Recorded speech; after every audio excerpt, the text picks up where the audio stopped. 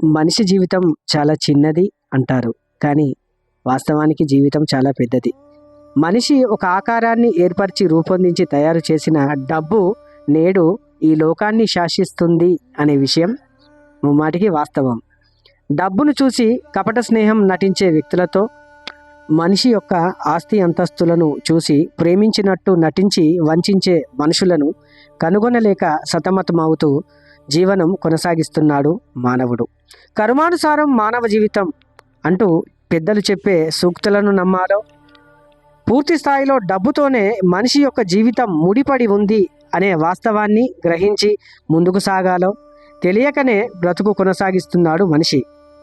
ఉన్న 4 రోజులు జీవితాన్ని స్వార్థం లేకుండా నవ్వుతూ, మనకు వీలైనంత వరకు 10 మందికి ఉన్న దాంట్లో సహాయం చేస్తూ బ్రతికితే చాలు. అదే మనిషి జన్మకు సార్థకం. మీలో ఒకడు మీ దూడపాక శ్రీధర్.